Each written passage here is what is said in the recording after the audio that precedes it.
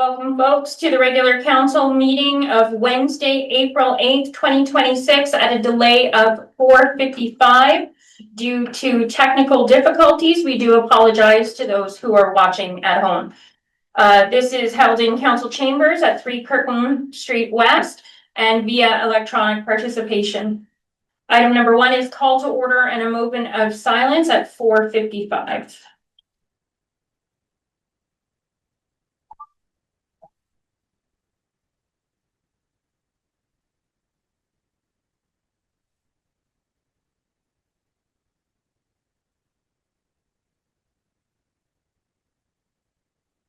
Item number 2, land acknowledgement. We acknowledge that the town of Kirkland Lake is located on traditional and unceded territory of Indigenous peoples. We recognize the presence of these Indigenous peoples in our community since time immemorial and honor their stewardship and care of these lands. We hereby affirm our continued commitment and responsibility to reconciliation. Item number 3, approval of the agenda, moved by Councillor Ranger, seconded by Councillor Pat Kiley.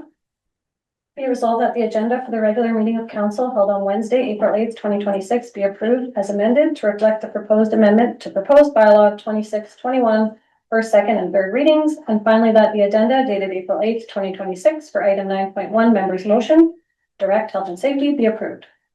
All in. Yep. Question through you, Madam Mayor. Usually wouldn't this require 2/3 majority of council to amend the agenda? And it does. Oh, Yeah. Okay, second question.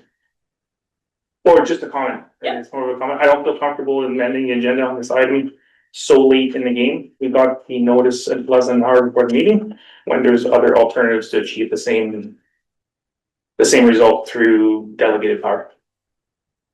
Think So, those. yeah, I don't support it. Okay, thank you. Any further comments on the amended agenda? None noted. All in favor? No, it's not recorded. It's 2/3. So you just have to make sure that there's 2/3 of us with our hands in the air. So, sorry, all in favor? Opposed? Item carried. Thank you, Councillor. Item number 4, declaration of pecuniary interest. None noted. Item number 5, civic petitions. There are none this evening. Item number 6, delegations and presentations. There also is none.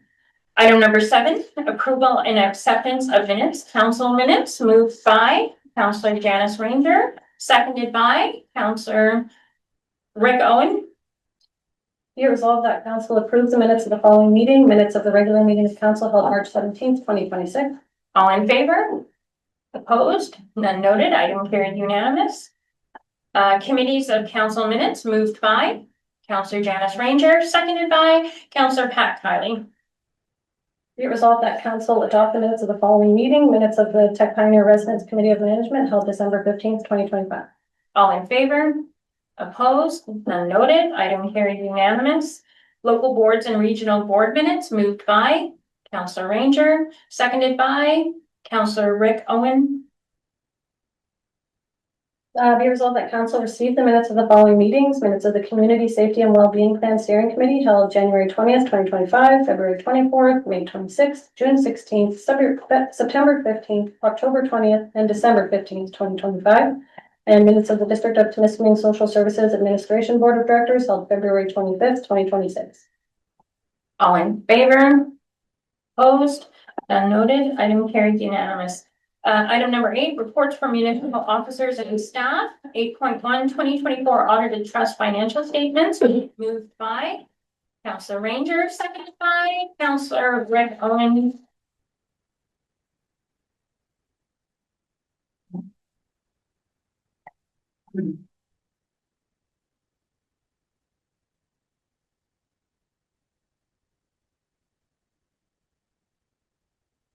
Sorry, That's be okay. resolved that report number 2026-Corp-006 entitled 2024 Audited Trust Financial Statements be received, and that council hereby approve the trust fund's balance sheet and statement of continuity of the corporation of the town of Kirkland Lake and its affiliated boards for the year ended December 31st, 2024 as presented, and that council received the auditor's reporting letter dated February 3rd, 2026, And finally, that council hereby authorize the treasurer to distribute the audited financial statements as presented and as required by section 295(1) of the Municipal Act 2001 as amended.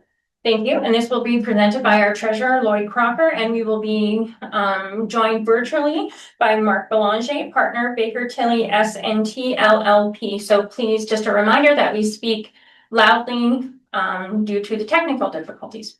Thank you. You may proceed. Madam Mayor, through you, Council.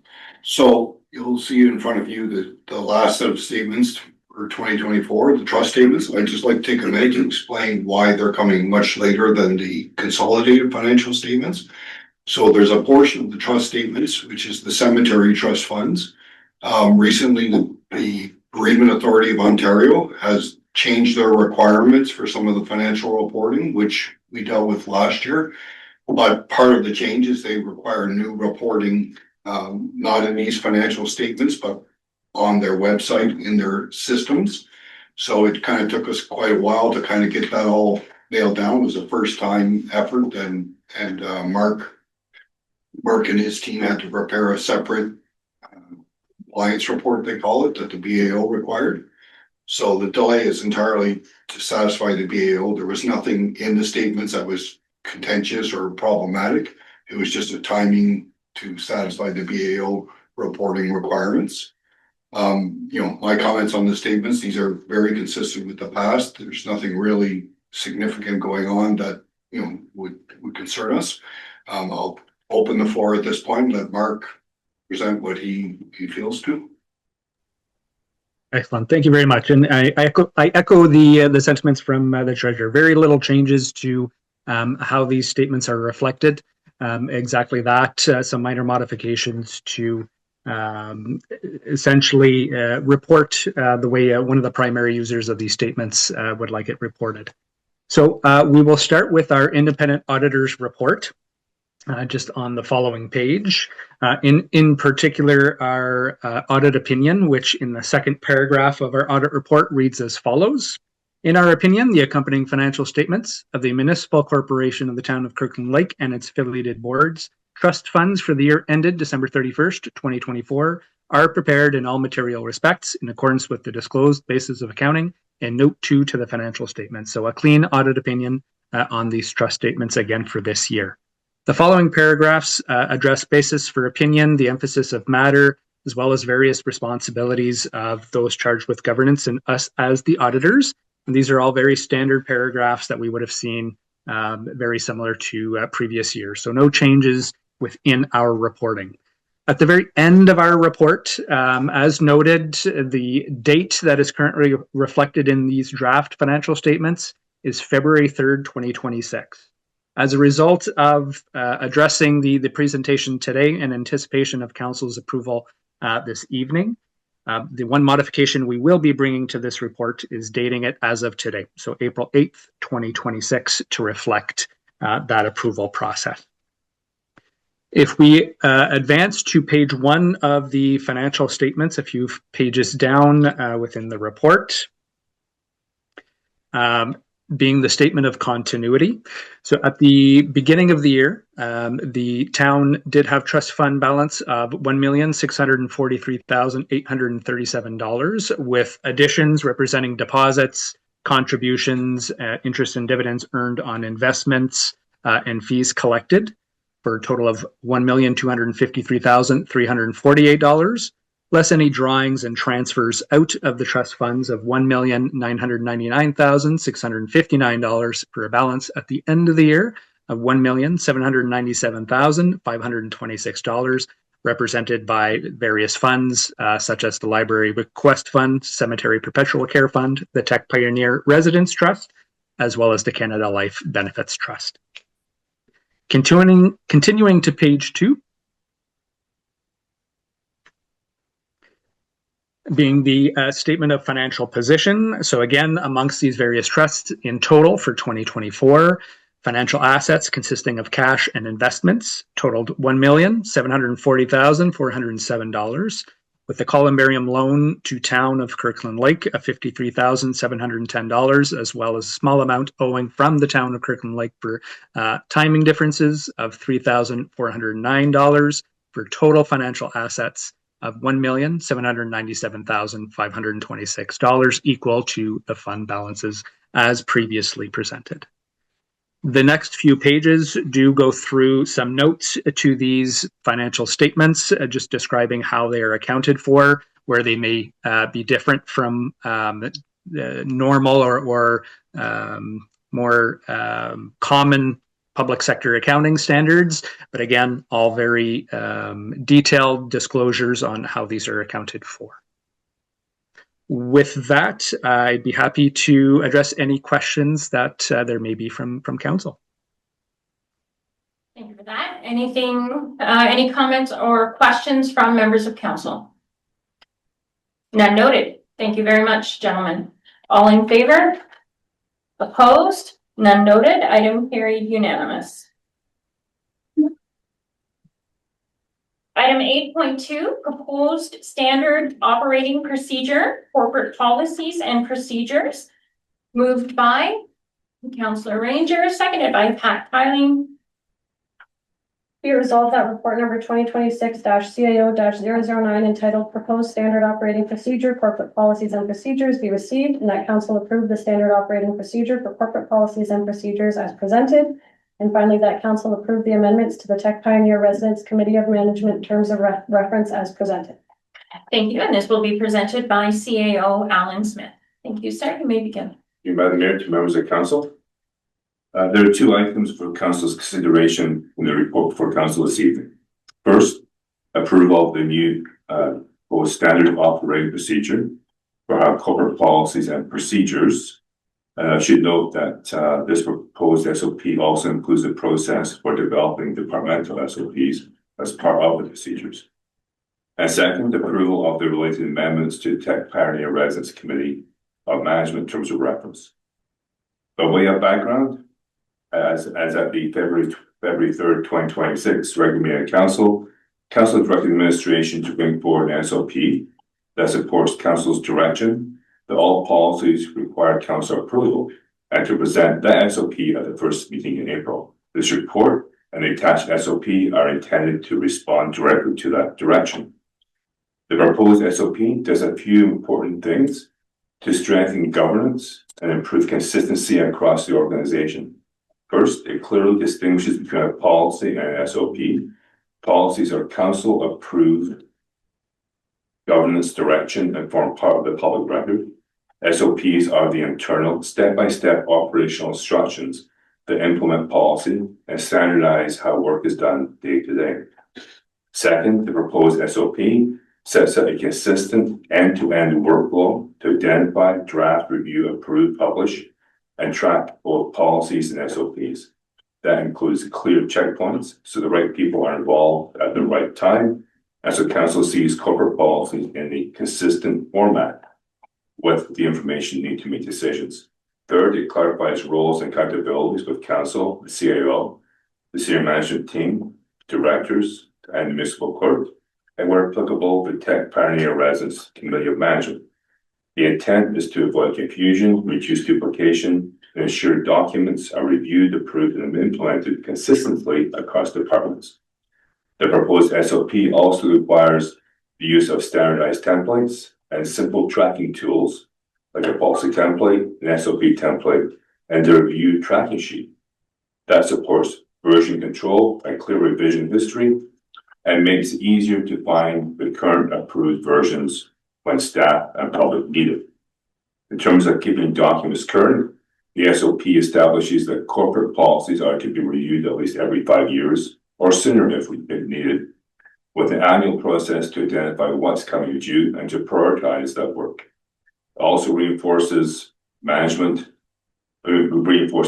management. Municipal clerk maintains the official repository, assigns document numbers, and ensures proper version control. With respect to Tech Pioneer Residence, the accompanying terms of reference amendments update the Committee of Management's mandate to formally reflect this role in policy development and oversight for resident-related policies. This aligns with the TPR operational review and helps ensure those policies are integrated into the corporate policy manual, along with minor housekeeping updates to match current corporate practices. A final point is accessibility. The templates and approach are designed to support municipalities' obligations for accessible, public-facing documents such as proper use of headings, plain language where possible, and other accessibility best practices. Overall, they have here is a stronger and more consistent governance framework. It improves transparency and accountability, reduces the risk of outdated or conflicting direction, and supports good records management. Overall, administration is asking council to approve the corporate policies, procedures, and SOP as presented, and to approve the related amendments to the Tech Pioneer Resident Committee of Management terms of reference. Now, I also want to follow up on Councillor Shadows' questions from the February 3rd council meeting. The councillor asked how many policies we currently have. So approximately, we have 1,614 policies. 1,500 roughly of those are TPR policies, and 46 are health and safety. Now, talking with the director of long-term care and senior services, a good portion of those can be probably turned into SOPs. So the director will be looking at that.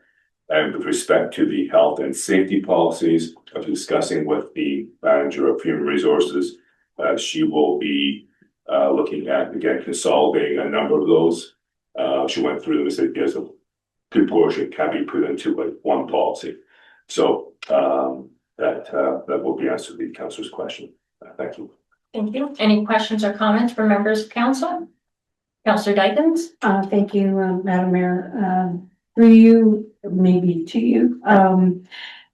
So aren't the roles and responsibilities for council outlined in some other, I can't remember the organization. So I don't understand why we're included in this. I understand when it's internal for senior management and stuff and so on, but I thought we were governed by a different body. Can't remember. Sorry, it just. No, that's okay. So do you mean like the municipal act itself for members of council? Probably, Okay, yeah. so our roles and responsibilities are set out in the municipal act, Right. and it is setting policy, and that is our responsibility as council members. So this report, and forgive me if I'm wrong, delineates the difference between a policy and a standard operating procedure. That's the issue that I had the last time this was brought, that we were going to be involved in absolutely everything, where this separates this, we say what needs to be done. Administration says how it's supposed to be done. So that's the standard operating procedures is the how. The policy is the what, and that's what should be decided, in my opinion, at this table and according to the municipal act, where the policymakers. So that's why I had the issue the last time these were brought, that we were being involved in stuff that we shouldn't be, in my opinion, and according to the municipal act. Just to follow up. So that proves my point. Our roles and responsibilities are already outlined in the municipal act. And this says here, the proposed, let me see, the SOP defines roles and responsibilities for council, the chief administrative officer, and so on. That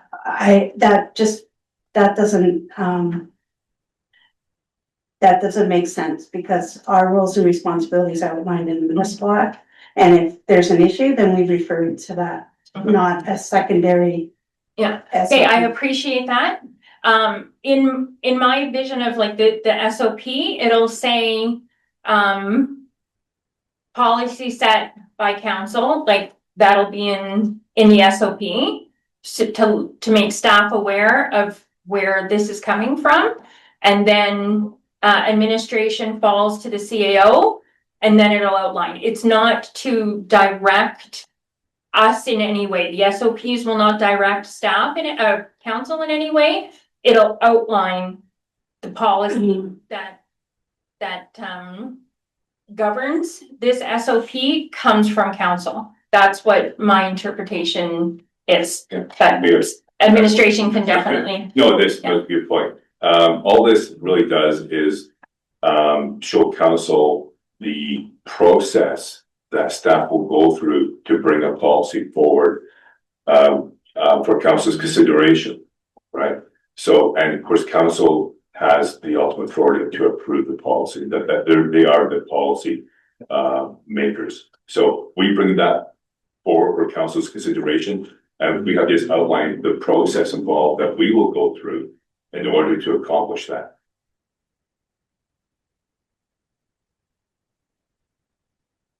Yeah, I'm going back to my original point. It's already outlined in the municipal act.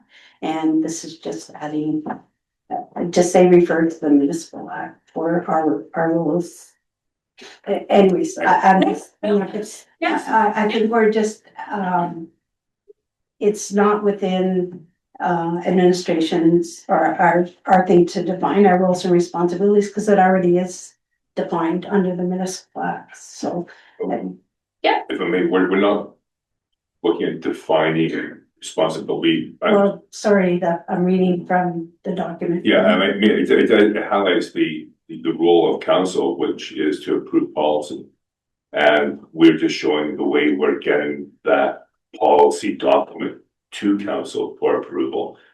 And, you know, when we look at the only really major change that we are going through, is the idea of bringing TPR policies to the management committee, and they will recommend to council.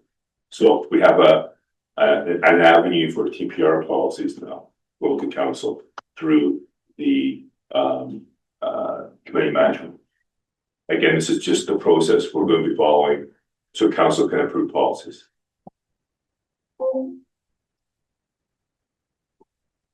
I get what you're saying. Counselor Owen? Okay, I'm a little confused, but that's nothing new. Right now, we have a study being done on looking at our snow removal. Okay.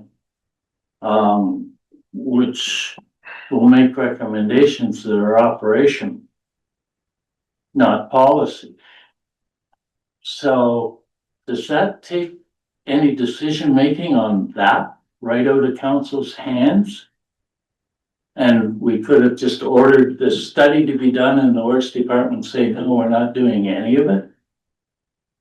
Like, I don't understand. This, I think I said it. Yeah, I think, yes. I think it does. Counselor Owens? Thank you, through you, Madam Mayor. The way I see this one again, and I'm following the same footsteps as Councillor Dykens on this one, it gives me the impression that the author of this document is trying to tell, once again, put council back in its place in your policy, and then that's it. And like you said, the municipal act is very clear about what our role is. That little blue card, and I wish I had it. I really, really wish I had it. Clearly tells me what my role is. Do I exceed that sometimes? Absolutely. But that's my nature, and that's how I am. So to me, it comes back to, this is the author of this document trying to tell council what to do. First thing. Second thing I have issues with is, in this, it says the clerk oversees every single policy, SOP, whatever, numbers and whatever. What does the clerk have to do with how, for example, we dig a hole at the cemetery? Why does the clerk have to be involved in that? Why does the clerk have to be involved in every single aspect of the municipality? Sloan, like this, what's the amount of policies you said we have? I started writing it, but I don't. 1,600. Okay, so 1,600 policies the clerk has to be involved in on top of the clerk's department regular duties. Slows everything down again. Yeah, to answer to that, No, but I just want to say that the idea of the clerk's responsibility is to bring forward policies to SMT for review. And before she does that, I look at the policies that we need to review in the coming year, and I will prioritize. Then we look through that, then it goes to SMT and we will review it. That's the role of bringing those forward. Okay, so follow up, Madam Mayor, is it the clerk's job to tell what policy to come back, or is it those guys that should be telling SMT, what policies need to be reviewed. And that does happen within each department. I mean, that will come forward, you know, but there are certain policies that need to become back, right? And it's up to each director to know, of course, what's happening in the department, right? And for example, you know, if we have, you know, Stefan might have a report or a policy he needs to bring forward, and he will let us know that, and we'll put in and prioritize that in the list. But it's up to the clerk to get a list together, and I will go through it and say, okay, yeah, we should actually do this policy first, then this. You know, then it's brought to SMT, we go through it, then we follow the process and get the draft policy to council for approval. Okay, just. Follow up? Yeah, one quick, so keep the SOPs within SMT, do it internally, leave the policy to the municipal act, and we don't need this. In my opinion, we don't need this because the municipal act clearly says what we have to do. Keep your SOPs internally, deal with your staff, your SMT, whatever process has to be done, and then move on. Counselor Dykens. Just I believe it's out of order. I don't believe that, any, administration can say what the roles and responsibilities of council is. It's already outlined. So I would like that removed from this. I don't know what we have to do, but I think it's out of order. Sorry, just 1 second. Are you capable of bringing up our reports on the screen? Like this report? Yeah. Sorry, just to be clear, because I just want the sentence. Yeah, it's on page 2 of 5. And it's the 3rd paragraph. The SLP defines roles and responsibilities Okay. for council. It does not. Okay, so I definitely, it's the term defines, correct? That's the issue? Yeah, the SOP defines roles and responsibility of council. That's the terminology you're having trouble with, rather than the SOP. Well, look at the SOP, but I mean, the idea is that the role of council is to approve policy. That's the role of council, and we are showing the way of getting it to council. But that's all we can Yes. say. But no, That's But- not what like, it says. I understand what the intent is, Right. but I get what the word is. If we look at the So- SOP, okay, I mean, that's part of the report, but maybe I chose my words wrong. Well, and this is the Right, thing, you know, but so no. this is what we're Okay. seeing, Okay. CAO. Okay. 3rd paragraph down here, the SOP defines roles and responsibility for council, the CAO and senior management team.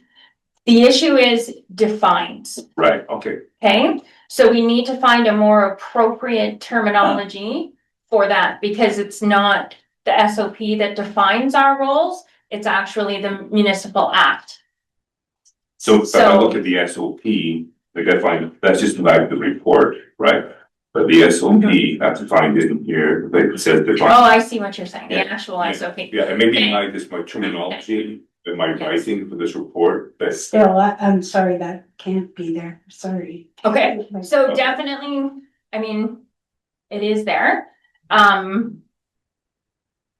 So I do take note that you have noted that you feel that wording is inappropriate in the report itself.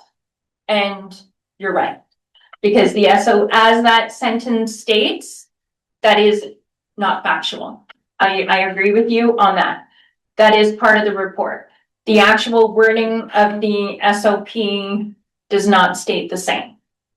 Correct? may I? Yeah. Get under definitions, it says, policy, then under 3.4. And then it says, D is approved only by council and forms part of the public record. Yeah. So, I mean, my apologies, my pure choice of words in the council report. Yeah. Right, so. Okay, follow up, council. Oh, But in your policy, 4.5 council, our role is defined there again. Okay, go down to 4, Madam Clerk. 4.5, Yeah, Well, we're first, prepares materials for SMT and council review. no, Policy document. for the first line on page 2 of 10 of your policy, approves all policies, may request a creation, amendment, review of any policy, reviews policies through a draft staff report, the council. So that again redefines our role. So Councilor Dyken is right, where not just the document, your intro, but the actual SOP is still defining our role, Go to the. Yeah. Okay. So, just right there. Top of the, so roles and Council responsibilities. approves all policies. We request, that's just how, when we bring a policy forward, right, then this is what council will be doing, which is approving them. But you may request a creation amendment or review of any policy. You may review policies through a staff report to council. It's just outlining, that there isn't anything, that is not relevant there to the workings of councils. Okay, so it has been noted by 2 council members at the table that there is deficiencies in the wording of the SOP. The mover on this item was Councillor Ranger. The seconder was Councillor Kylie. Yeah. If you wish to amend, Councillor Ranger? Through you, Madam Mayor, I wish to make an amendment to. And you go back up to Well, page no. 205, because it's actually Okay, page 205. Yeah. Scroll all the way back.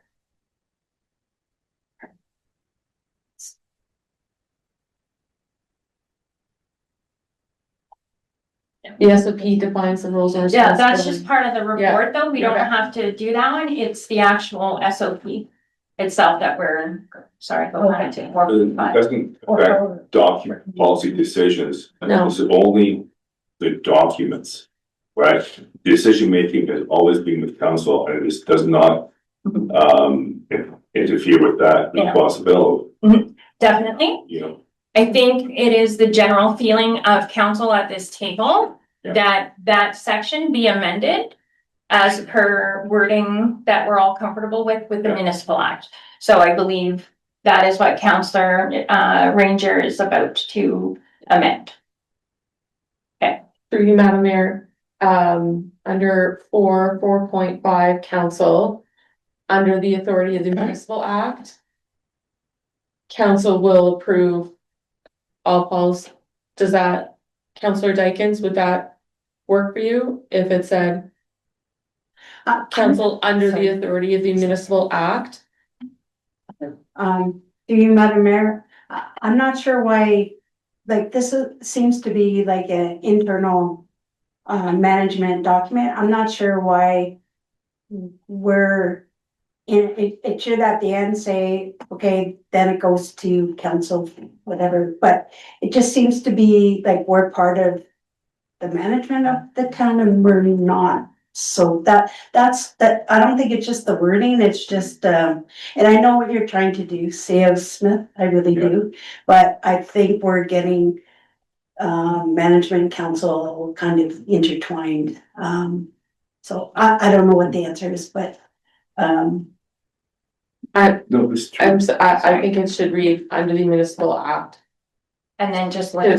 clarify so that if the public and or perhaps a new council member or a new senior management wanted to know what was the path that all actions are taken, they would be able to clearly see that council follows the municipal act authority. And then once that authority or the council has given direction, how it flows Yeah. up or down the chain. Okay, I agree with that. We'll have to find the section specifically of the municipal act to include, do you know it off by heart? 232, it's 232 ABCD. I'm not 100% sure, So so we defer yeah, want me to motion to defer? you know what, yeah, that might be the most appropriate. Okay. Oh, Councillor Owen? Yeah, I agree with the concerns, but I asked a question earlier and I don't believe I got an answer. You didn't. We moved on, you're Yeah, absolutely right. well, can I have an answer to that question, Yes, sir. please? Because that's a very, like I say, I'm confused about what this document's all about. I don't think we need the document at all, but it's there, so now I'm trying to figure out, you know, How it would affect. how it will affect, because why would we hire consultants if we have no say over what's implemented? Sorry, CAO Smith? You know, Council, if I'm reading, understanding correctly, you're having concerns if I guess I'm not quite following your question, Councilor Owen. If you could repeat the question to me, please. Oh, now I've got you confused too. This is not good. Well, okay. Like, in here, it reiterates the council's responsible for policy, right? And everybody on council knows that.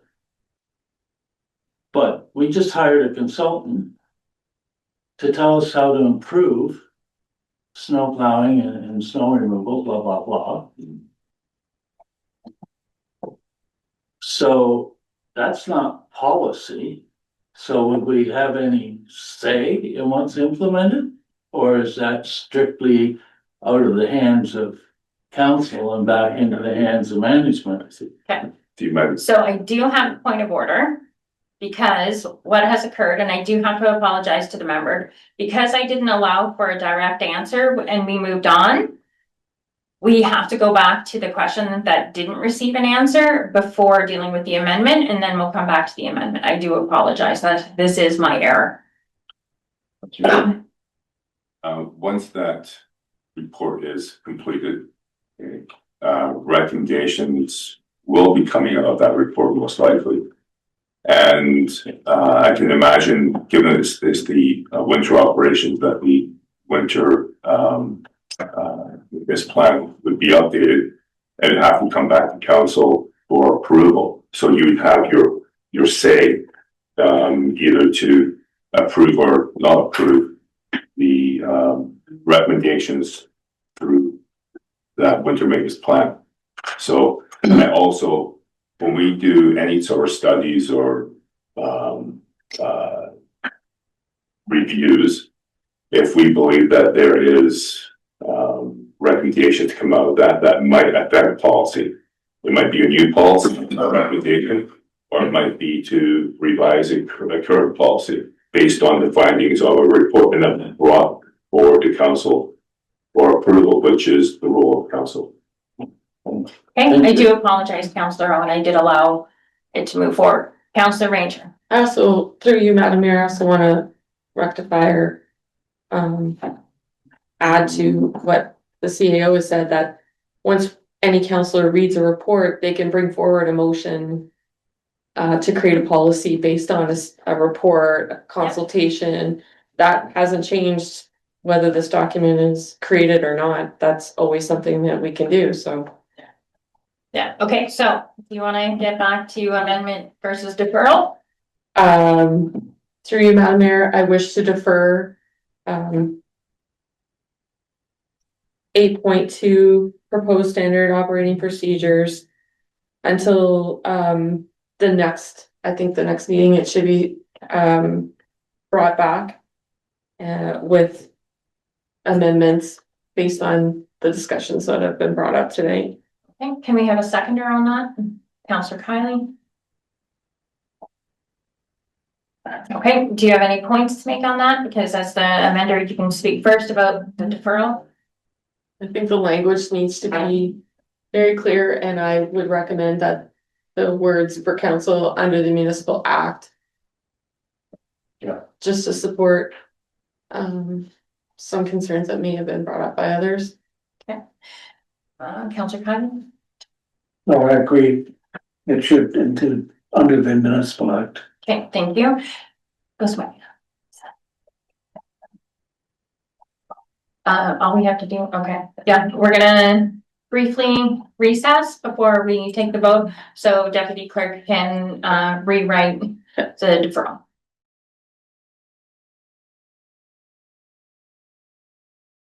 Welcome back, folks. During the brief recess with consultations between the Deputy Clerk and the CAO, it has been decided at an administrative level due to the concerns with this SOP it will be pulled. SOPs will remain with staff. We don't need an SOP for SOPs. So at this time, the decision that last time where policy sticks with council and SOP sticks with staff will remain. So our last decision, this is just pulled to the room.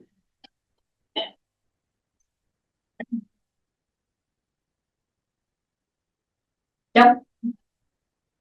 And if it's wrong, it's wrong. It has, we're gonna pull it. As mayor, I'm gonna say that it's pulled. And if there is an issue with that, I will handle the consequences for the executive decision to pull it. Or if nobody motions it. We've already motioned it, we've already voted to defer. The issue is now null and void. Whatever happens to me after. That's all done. That is withdrawn. It will die right here this evening. But I'm gonna read that and then. Yes.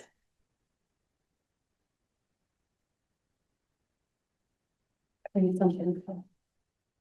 You don't need to read the deferral motion because through consultation with the CAO, I have made the decision as a mayor and as a strong mayor that this does not need to move forward in the interest of it's just slowing down bureaucracy. And you know what? I deem that it may affect building housing. So as a strong mayor, and because I've said it has to do with housing, I can make that decision as strong mayor powers. It is dead. Okay, let's move on. Thank you. Yeah, we'll go through the strong mayor's thing. I'll write it up. Item number 8.3, deeming bylaw application for lots G, H, J, and K of registered plan M-143T, moved by Councillor Ranger, seconded by Councillor Rick Owen. Be it resolved that report number 2026-DEV-005 entitled deeming bylaw application for lots G, H, J, and K of registered plan M-143T be received and that council enact a deeming bylaw pursuant to section 54 of the Planning Act so as to deem lots G, H, J, and K registered plan M-143T as not being registered lots within a plan of subdivision, and finally that council authorize the deeming bylaw be given 3 readings on April 21st, 2026. Welcome, Jenna McNaughton, Planning Administrator. You may proceed. Thank you, Madam Mayor. Through you to the rest of council, we've received an application for a deeming bylaw for 4 lots on Nipissing and Station Road. The property is looking at developing, and in order to proceed with their development, they need to consolidate those lots. And this is through a deeming bylaw. If you've had a chance to look at the attachment, there are 5 lots that will end up being consolidated together. There are 4 lots are within the plan of subdivision. They can be deemed and then they will merge with the 5th lot. In accordance with the Planning Act, this subdivision has been registered for 8 years or more. It was registered in 1940. The properties in question are within the light industrial area and designated industrial in our official plan. Our user fees will cover the cost of having this registered and the properties deemed on title. Happy to answer any questions if there are any. Anything from members of council? Councillor Owen. Yes, through you, your worship. So I'm looking at this property. Is there a laneway? Like is the only access off Nipissing Lane? Through Madam Or Mayor, Nipissing Councillor Owen. Lane. Yes, that's correct. Okay. The 3 back lots do not have road frontage. Yeah. So in planning, it makes sense to actually have these lots merged. Thank you. Anything further from members of council? All in favor? Opposed? Item carried unanimous. Thank you very much, ma'am.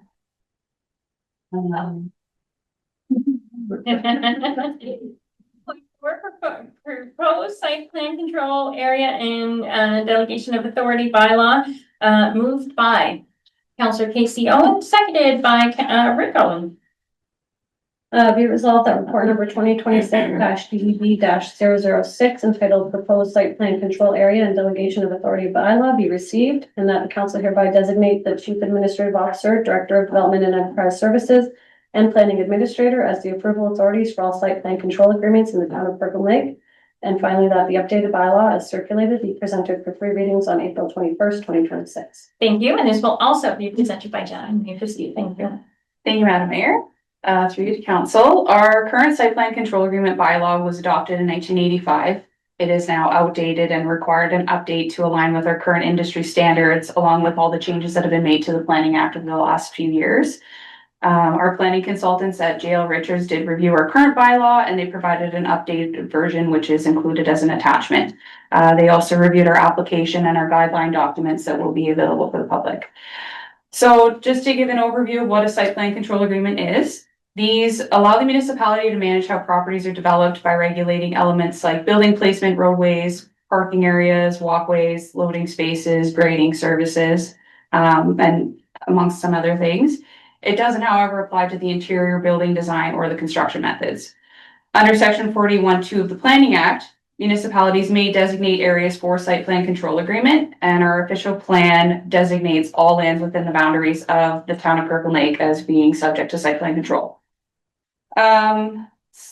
Properties that would typically go through these agreements are all the commercial buildings, industrial, institutional buildings, and residential buildings that have more than 10 dwelling units.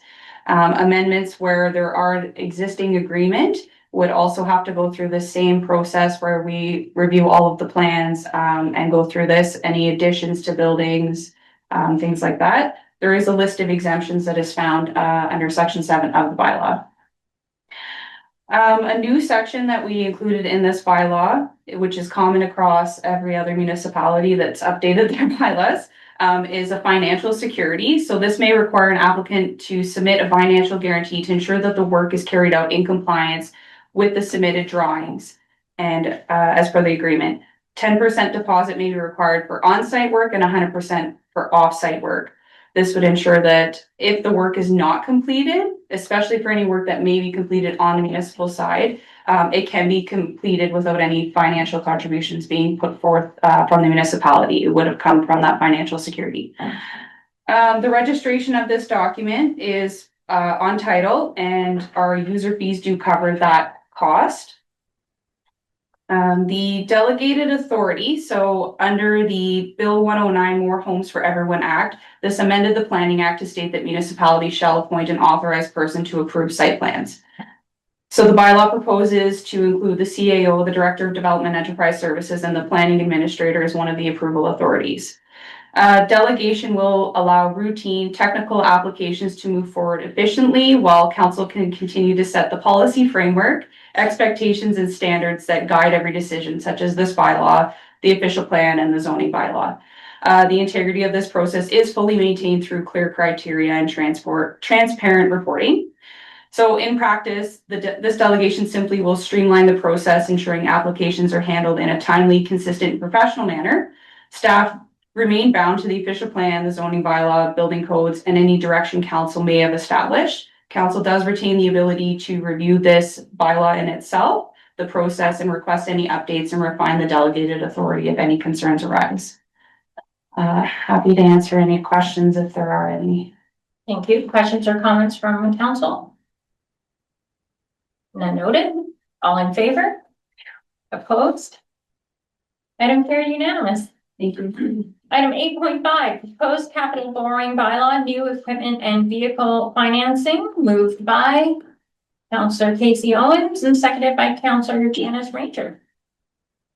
Be it resolved that report number 2026-corp-007 entitled Proposed Capital Borrowing Financing be received, and that the mayor and treasurer be hereby authorized to execute the required loan documentation with the Stormont Dominion Bank financial institution.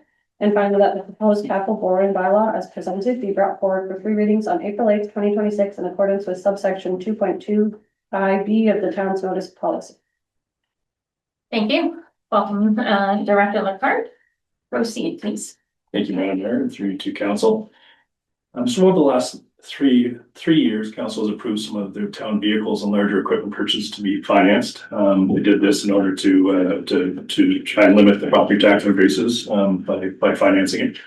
To secure financing, the financial institution requires the town to pass a capital borrowing bylaw.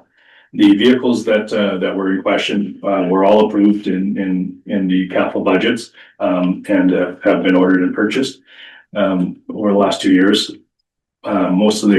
Some of the larger equipment had extended manufacturing and delivery timelines. We did have a plow that we ordered in 2023 that came in 2020, end of 2025. So they do take a little while to come in, and a few other pieces of equipment. The town is now proceeding with financing through 2 loans with the Toronto Doing Inc. 10-year amortization for the larger equipment and vehicles, and a 5-year amortization for smaller equipment. Under the Fed's consideration, you can see the 2 loans and the annual loan payments.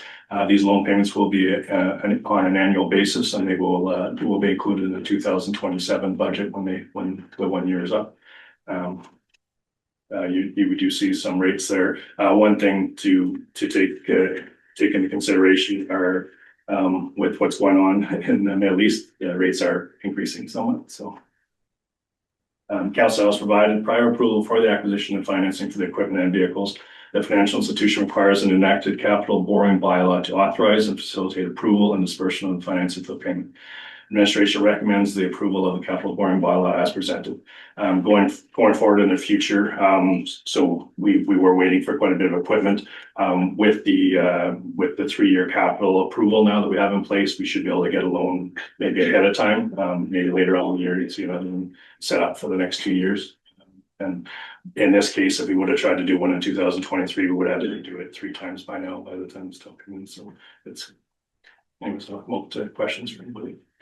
Questions or comments? Councillor Kylie? Yeah, through you, your worship. Both Rick and I attended a meeting with some of our New Liskeard cohorts. And they initially had approved this program and have since opted out.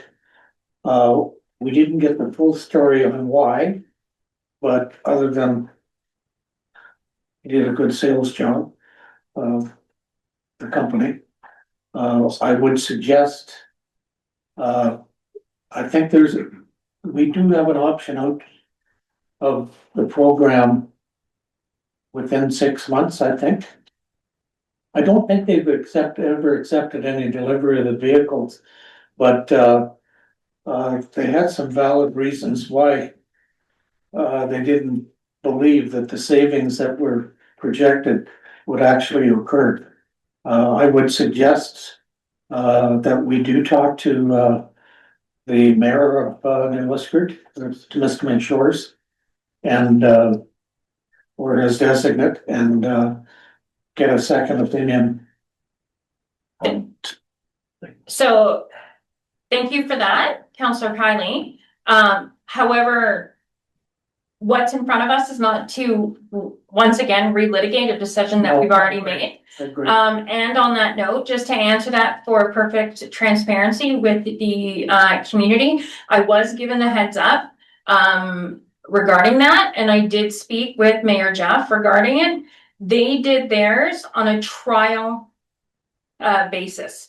So it was a short term that they entered into. Yeah. They also entered into one for their larger vehicles and were quite happy with that. So yes, I understand that something was said during the meeting, but when I sought clarification on that, the instances were different. So I just want to make that clear that I did follow up with the mayor of the other municipality, and they were happy with their heavy equipment with the company. So it's not the same, but I do not want to open the table to relitigating a decision that we've made several months before. We're just to speak to what's in front of us. I'm pleased to hear that we took that extra step forward. Absolutely. To find out what the issues were and whether we can live with them or not. So I thank you for that. Absolutely. Sorry, we're going to move on to what's in front of us. I just wanted to mention that this is nothing to do with that program. This is financing outside of the enterprise fleet management. So just so you know that. Oh, okay. This is just financing for our large equipment. It's not through that program at all. Okay. Thank you. Thank you. Councillor Dykens? Thank you, Madam Mayor. Just for clarity, Director Ricard, sorry, it took me a second. On page 4, where you have the chart, it says, the fourth column says spent in 2025, and then the last column says, or not last column, but it says purchase price. Just what's the difference? So like, for example, the first one says purchase price was 355,000, but and spent in 2025 was 361,000 to whatever. Just what I just don't understand the two columns. The actual spent in 2025 and cost is actually the same amount. All we were letting you know is that it's gonna show spent before the end of the year in 2025 because all the equipment came in. So you'll see these amounts are equal to that. It doesn't look like, so it says purchase price 355 and spent in 2025 361, just on that first line. Oh. So that's what I don't understand, like why. So inside of purchase price, and then you have HST, most of the HST is recoverable to us. Okay, So the difference between the cost and the purchase price is the non-refundable HST. perfect. So we are financing that as well. So, sorry. Excellent follow-up question. Thank you. Anything further from members of council? All in favor? Opposed? None noted. Item also carried unanimously. Item number 9, members' motions. I will ask Acting Mayor Casey Owens to take the chair. Do you want to?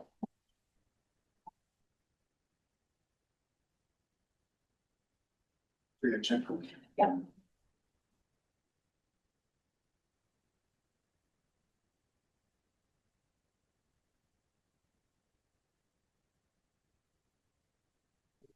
So item 9, member motion, Mayor White extended overnight parking restriction May 1st, 2026.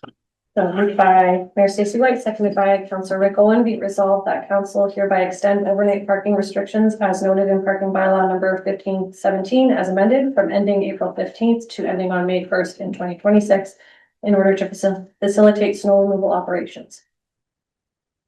Madam Mayor, Councilors. Thank you through you, Acting Mayor Owens.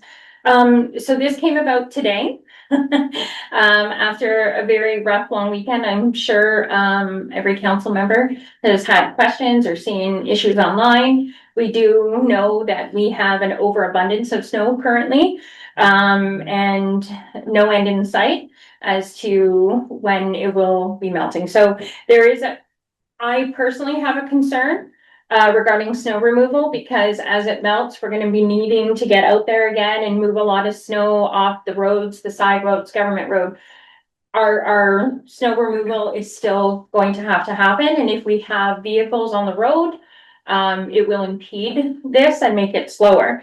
At the time that I requested, I did recall that I saw another community locally do the same. They didn't do an amendment to their bylaw. They just put a post out asking community members not to park on the road. They did pass their bylaw, they put it out on March 30th, and they passed a bylaw moving forward into next year to extend their winter parking.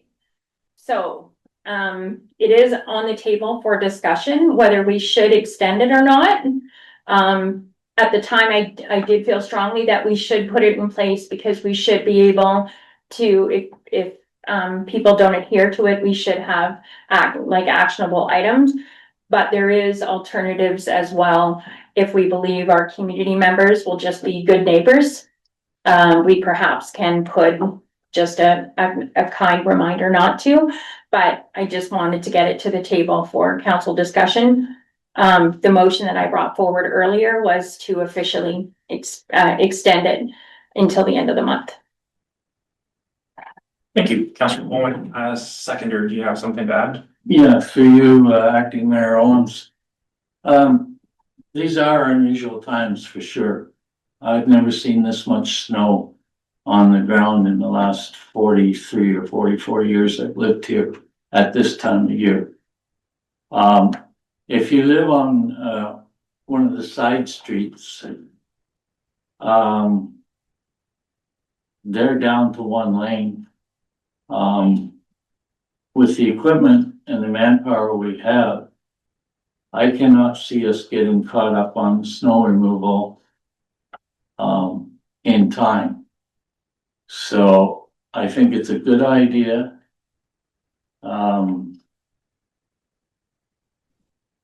To bring this forward for this year only. And I think it'll make it easier for the employees to do their job and make for a better community. I don't believe the honor system would work. I just don't think that would work, but so. Thank you. Councillor Kylie had his hand raised first and I'll put in Councillor. Through you, acting mayor, to Rick's point, just for clarification, is this a permanent change or just for this year? Just for this year alone. Fine, thank you. Councillor Dykens. Thank you, acting mayor, sorry. I think I heard it's the most snow in like 80 years, and person after person acknowledged the enormity of the job that Public Works has. And they also acknowledge the tremendous job that they've done. To ask for residents to, I think it would better serve Public Works if we did do this bylaw, because there are roads that I go down that you have to go because somebody did park on the side when the snow. So I think it would just facilitate things better if we did go ahead and amend the bylaw for this year. Before we ask for the vote, my concern with this is there's two concerns. I left part of it on my pad there, so I'll try to remember, but the bylaw would extend ban overnight parking, but staff do most of the work during the day.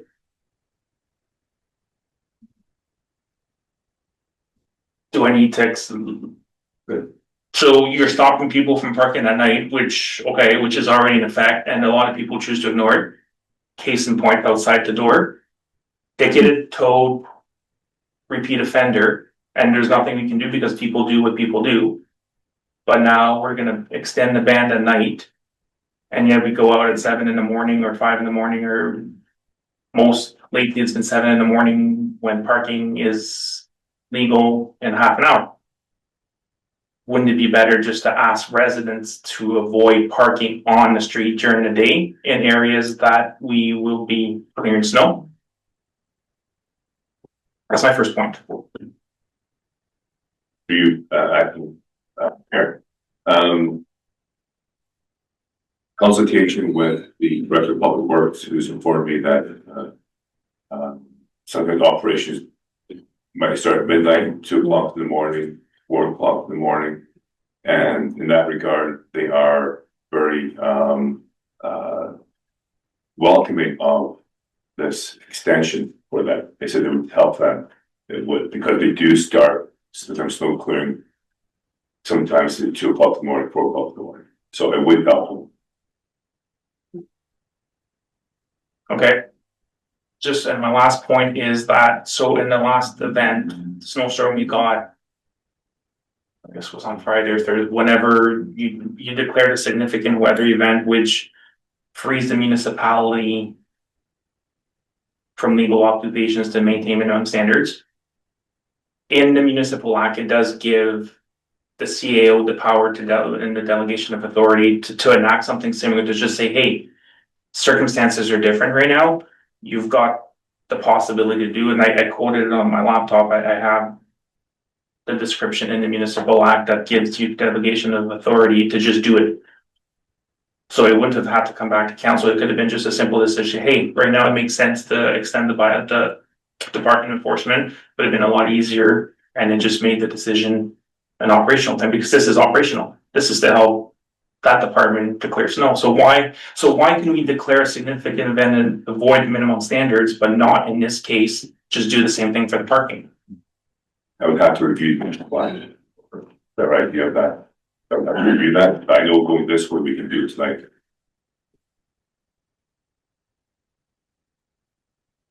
I would have to review more closely. Councillor Kylie? Yeah, one further comment. This timeframe extends, the original, ability to, have no overnight parking rather than like you're saying, we do have significant,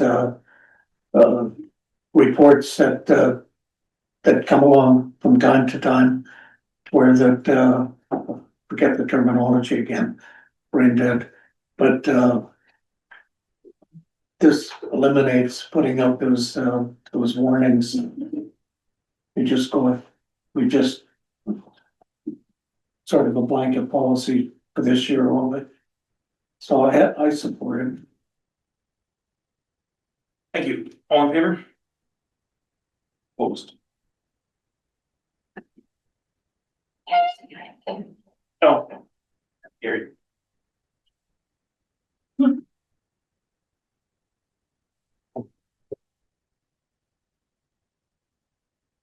Thank you, Acting Mayor Owens. Item number 10, readings and considerations of bylaws. 10.1 and 10.2, I am going to have the treasurer come up and speak before we vote. 10.1, bylaw 26-020, setting 2026 tax ratios, moved by Councillor Ranger, seconded by Councillor Pat Kiley. Be it resolved that the following bylaw be read a first and second time, bylaw number 2620, being a bylaw to set tax ratios for municipal purposes for the year 2026. Thank you. Madam Mayor to council. Two comments related to these bylaws. The first one is there's a correction in one of the bylaws. You'll see the education levy that was changed. The dollars part of it was changed to 770, and that's just a reflection. As I mentioned earlier, we go through a pretty complicated process and we submit stuff to Opta. This year, the province is involved. We no longer go directly to Opta, so there's been a delay. It doesn't change any of the tax rates, ratios, anything like that. It's just basically essentially a typo from the old Opta Purdue to the new one. But you'll see the total correctly identifies the total levy. So that's the correction in the bylaw. The second part of this is typically in the past, before we were using the strong mayor's budget process, we would have some discussion around what the actual tax rate increase was and the effect on a typical home in Kirkland Lake. So we'll be putting out a notice which specifically says that, but for your information tonight, the residential tax rate will increase 5.74%. And that represents roughly $12 per month. For a typical household in Kirkland Lake, that is still $112,000 assessment. We all know that's not true, but you know, the government has chosen to freeze the assessments now for many years. We're kind of stuck with that. So, it's approximately $12 per month increase for most that average residential property. And the actual tax rate is 5.74, which is different than the 5.8 we were talking about in the tax levy. So, because that's always asked and answered at council, we just wanted to throw that out there because we don't have the same process as we've had in the past. If anybody has any questions around that specific part of it, I'd be happy to answer it. Any questions? Sorry, just for clarification, any questions about the tax ratios? Because that's 10.1. If it's the tax rate, we'll just hold on to it. Yeah? Yeah, Okay. through your honor. Your worship, sorry. You mentioned the tax assessments have been frozen indefinitely? Through you, Madam Mayor, I guess it's indefinite because we're not hearing anything from the province. Originally, the idea was it was gonna be a full, one cycle delay, which is typically 4 years Yeah, in cycles. They delayed it again in 2024. We're sitting in the middle of the cycle. Right now, MPAC has indicated the province is doing little more than having some discussions about what happens. They've characterized it that they're looking at the whole system to see if it's equitable, if it's working. They're not just kind of playing off of the COVID pause. They've decided to take this, they call it an opportunity to reassess and redo assessments. That's what they've been telling MPAC. MPAC is in charge of assessments. So, that's kind of where we're sitting. We don't know. MPAC will say to us, they don't know. They have more information than us.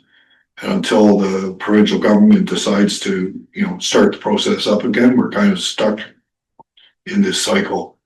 And, I could talk about this for a long time and the effect it's having on our tax rates and stuff. And we'll come back to that, I think, when we eventually get back to that some of our tax challenges, that's gonna come in front of you in form of a report. So. okay, thank you for the update. Anything further on tax ratios? All in favor? Opposed, none noted, item carried unanimous. Third reading moved by Councillor Ranger, seconded by Councillor Owens. With an S. Be it resolved that the following bylaw be read a third time and numbered, passed, signed, and sealed. Bylaw number 2620. All in favor? All in favor? Opposed? None noted. Item carried unanimous. Item number 10.2, bylaw 26-021, striking 2026 rates of taxation, moved by Councillor Ranger, seconded by Councillor Casey Owens. Be it resolved that the following bylaw be read a first and second time. Bylaw number 2621 being a bylaw to adopt the estimates of all sums required during the year and to strike the rates of taxation for the year 2026. Thank you. Anything to add, Mr. Treasurer? Okay. Any further questions from council? All in favor? Opposed? None noted. Item carried unanimous. Item 10.3. Oh, sorry. Second reading. Sorry, you're fine. Yeah, sorry, and it's not second reading, it's third reading. Moved by Councillor Ranger, seconded by Councillor Owens. Be resolved that the following bylaw be read a third time and numbered, passed, signed, and sealed. Bylaw number 2621. All in favor? Opposed? None noted. Item carried unanimous. Thank you for that. I even highlighted it this time and I missed it. So thank you for that. Item number 10.3, bylaw number 26-022, capital borrowing bylaw, moved by Councillor Ranger, seconded by Councillor Casey Owens. Be resolved that the following bylaw be read a first and second time. Bylaw number 2622 being a bylaw to authorize capital borrowing for equipment and vehicle purchases. All in favor? Opposed? Item carried unanimous. Third reading, moved by Councillor Ranger, seconded by Councillor Casey Owens. Be resolved that the following bylaw be read a third time and numbered, passed, signed, and sealed. Bylaw number 2622. All in favor? Opposed? None noted. Item carried unanimous. Item number 11, notices of motion. There are none at the table tonight. Item number 12, council reports and committees of council, local and regional board updates. Moved by Councillor Ranger, seconded by Councillor Rick Owen. Be resolved that the verbal updates for members of council be received. Any members of council have anything to report? Any council committee meetings, anything that they've attended? Councillor Owen. yes, through you, your worship, I had a real change of pace, this time, I went to the spring recital of the, Rhythm and Motion Dance School. Certainly different than going to watch a hockey game or, going to a business opening or, flag raising or whatever. I had no idea how popular dance is in this town. The entire bottom floor of the auditorium at Northern College was full. And I saw a little tap, little ballet, and I guess modern dancing. I'm not up on all the terms, but certainly, I want to congratulate the people for putting that on and, you know, we got some good young dancers out there. I think, we might, down the road be known for our dancers, so it was enjoyable. Thank you for that. Anything further from members of council? Okay, I just want to note that at the same time Armad was doing their recital, I was at the Elvis fundraiser for the Texcentennial Library, which was really well received. It was in conjunction with the Legion Branch 87. They kind of donated their space and some help, and we actually had a member of a community from down south that saw the posting online, purchased tickets. She is involved in an Elvis tribute in the South. So next year we'll actually have like professional Elvis impersonators possibly. So yeah, so look out for Elvis bingo and event next year for the Texcentennial Library. That was just extra. This will serve as my attendance report for the Ontario Good Roads Conference 2026. I attended with CAO Smith from March 28th to April 1st. The town of Kirkland Lake was successful in securing one delegation with the parliamentary assistant of the Ministry of Infrastructure regarding the approximate $12 million relighting plan beginning in the federal area. This plan is of course vital for continuing expansion of our community and securing water pressure to current service areas. This was a new request this year, along with changes to the McTavish pumping station that has been an ever ongoing quest. The first event I attended was the Women in Politics and Municipal Leadership Forum, which was by invitation only. Kirkland Lake has worked hard over the last term to be included in exclusive events like this, and being in these rooms translate to having more access to municipal experts and connections for the betterment of the community. Dan Gardner, during the talk, Getting Big Things Done on Budget and on Time, presented fundings from over 20,000 projects across 136 countries and over 24 different categories of projects, which reported shockingly that only 47.9% of projects come in on budget, decreasing to only 8.5% deliver on budget and on time, which is absolutely mind-blowing. And it does prove that we should always be ready to pivot, make changes, and do better. One of his points that stood out with me, especially when thinking about our building issues here with the fire department and public works, is the benefits of modular building, doing the same things over and over for cost efficiencies and savings, which made me question, is there a possibility to use the designs of another municipality to decrease our cost with their buildings? During one of the sessions, a new product in biodiffusion technology was presented, which is much better suited to Director Forte than myself. But such is the drawback of this conference. We need to be there to delegate, but the expertise is at home, and they should be at these conferences to actually learn these exciting new technologies that are way too technical for politicians. I do have to say a lot of the presentations this time really felt like sales pitches more than presenting best practices. So it was a really different feel this time. Key takeaway includes just because a street meets current standards doesn't mean they're 100% safe. And we always have to be aware collisions and issues can still occur. We should always be concise on which road signs to use in construction zones and safety hazards to ensure you are guiding your public through the temporary road conditions in the clearest way possible. We always have to shoot for the least understanding individual in the community. So our signs have to be clear and concise to avoid issues. One talk included the obstacle of managing big city expectations in small towns and suggested every duty your municipality performs, from pothole filling to grass cuttings, should be included in a level of service manual to be reviewed at least once per term to set expectations and add another layer of transparency for your community, which I did have brief discussions with CAO Smith to possibly implement through a motion in the future after we get through the winter road maintenance operational review. Another item suggested to engage with the community members is an annual Touch a Truck event, which we could possibly do at market days to let community members learn more about the vital work Public Works does. There are always new ways to engage the public and to help them understand the vital role each department plays in the routine of their lives, which often goes unnoticed and unappreciated. Speaking to Councillor Kylie's point, one of the panels was moderated by Nigel Belchamber, who actually previously trained some of the Kirkland Lake council members. Strong mayor powers was a hot topic. The disparity of legislation in rural and smaller communities versus larger centers, and property tax and the 2016 MPAC assessments, noting that the longer we go without an update, the worse it will be for our ratepayers. But that is not for communities to hold.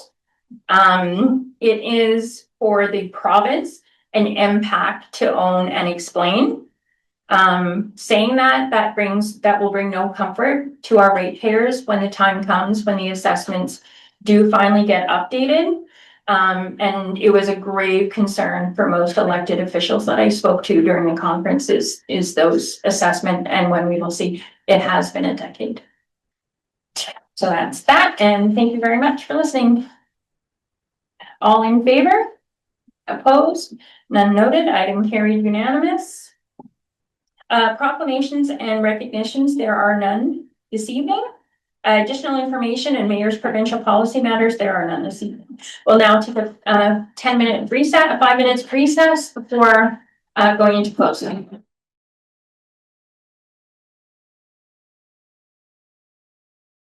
Welcome back from our brief recess to move into closed session, moved by Councillor Dyken, seconded by Councillor Ranger. Be it resolved that council adjourn in camera pursuant to section 239(2) of the Municipal Act 2001 as amended to discuss personal matters of an identifiable individual, including municipal or local board employees, proposed or pending acquisition or disposition of land by the municipality or local board, labor relations or employee negotiations, advice that is subject to solicitor-client privilege, including communications necessary for that purpose, information explicitly supplied in confidence to the municipality or local board by Canada, province or territory or a crown agency of any of them, and a position, plan, procedure, criteria, or instruction to be applied to any negotiations carried on or to be carried on by or on behalf of the municipality or local board at 628 for the following reasons. Item 15.1, request to purchase part of mining claim L2636, parcel 8832 CST, crown agency. Item 15.2, community member resignation on Kirkland Lake Economic Development Advisory Committee. Item 15.3, request for appointment to various committees of council, CLEDAC and PAC. Item 15.4, council representative resignation and appointment to Kirkland Lake OPP Detachment Board. And item 15.5, supplemental annual CAO performance evaluation. All in favor? Opposed? None noted. Item carried unanimous.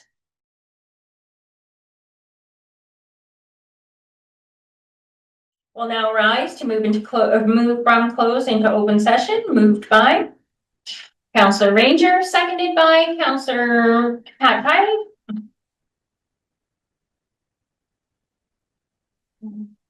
43.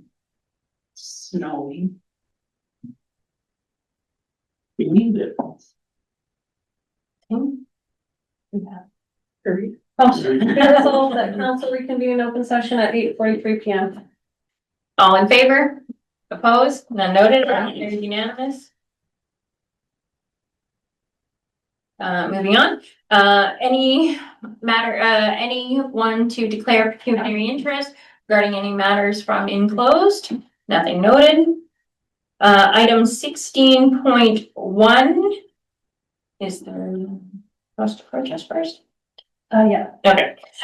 Request to purchase part of mining claim L2636, parcel 8832 CST, Highway 112. Director Labrador, do you have anything to share before we? Yeah, through you, Madam Mayor, to the rest of council, in rising from closed session, council has agreed to sell the part mining claim along Highway 112 for a future development site with Infrastructure Ontario.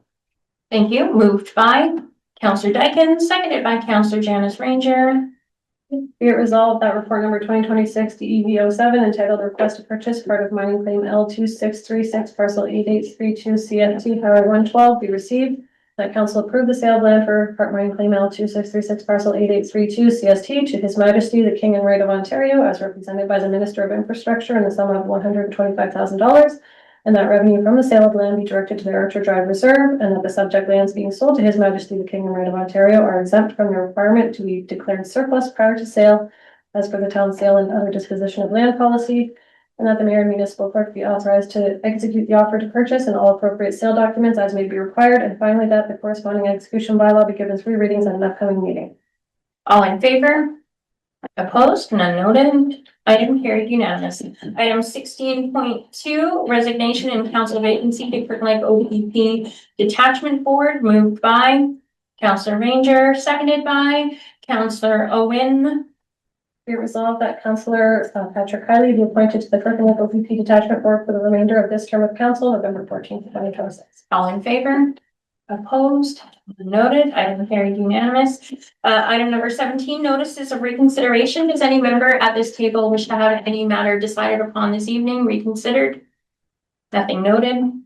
Item number 18, confirmation bylaw, 18.1 bylaw 26-023, confirming proceedings, moved by Councillor Dykens, seconded by Councillor Owen.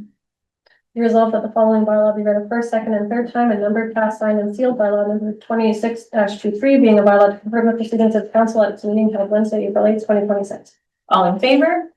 Opposed? None noted. Item carried unanimous. Item number 19, I move for adjournment, seconded by Councillor